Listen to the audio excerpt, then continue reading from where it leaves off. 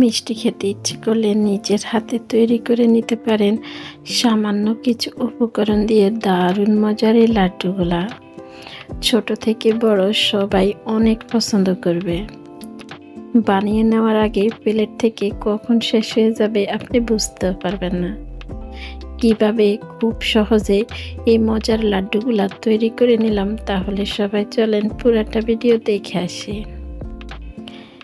বিসমিল্লাহির রহমানির রহিম। সবাইকে আসসালামু আলাইকুম। Hello viewers, welcome to my channel Mim moms blog. কেমন আছো সবাই? আশা করি তোমরা যেখানে আছো সবাই ভালো আছো। আলহামদুলিল্লাহ, আমিও ভালো আছি। চলে আসলাম আজকে আবার আরও একটি ভিডিও নিয়ে।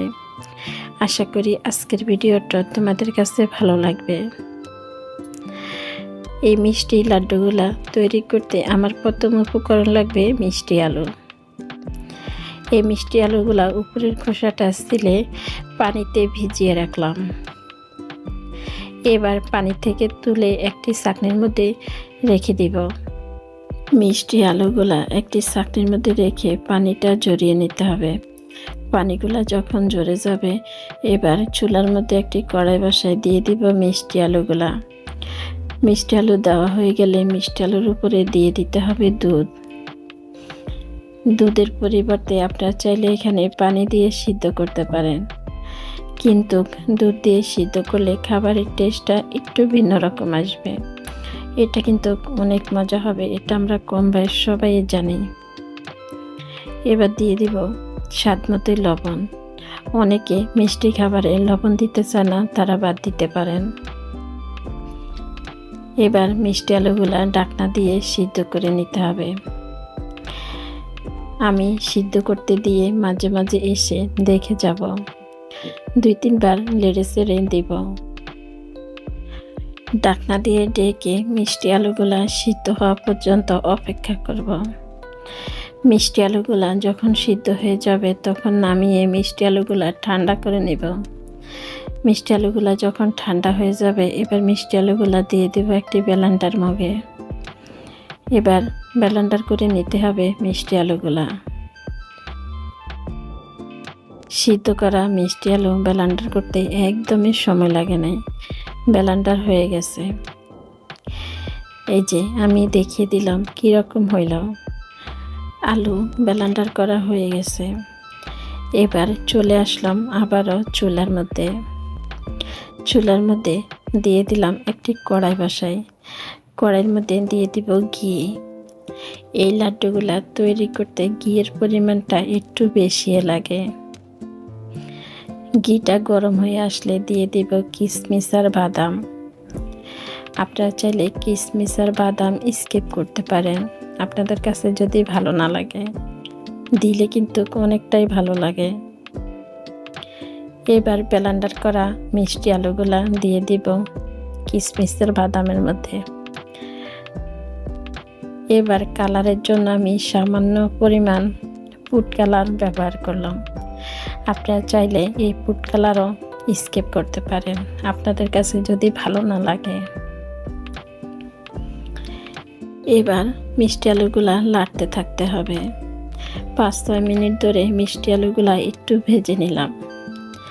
ভাজা যখন হয়ে গেল, এবার আমি এখানে দিয়ে দিব চিনি। এখানে মিষ্টিটা আপনাদের পছন্দ মতোই দিতে পারেন।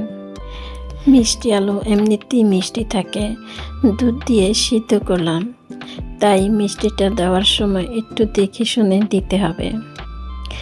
এবার খাবারের স্বাদ বাড়ানোর জন্য দিতে হবে গুঁড়ো দুধ।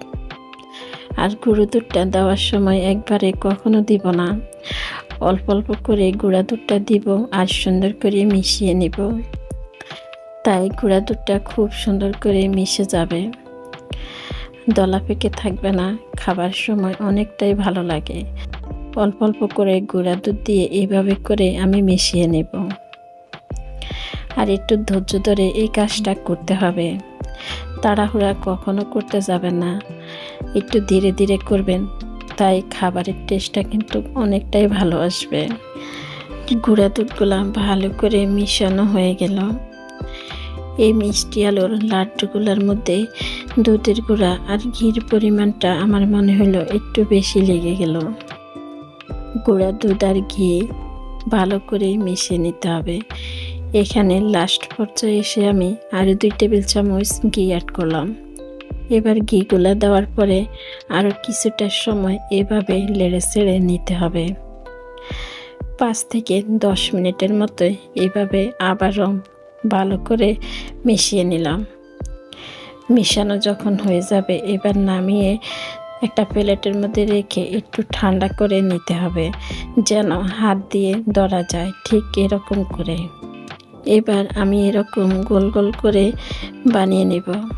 আপনারা আপনাদের পছন্দ মতো শেপ দিয়ে নিতে পারেন।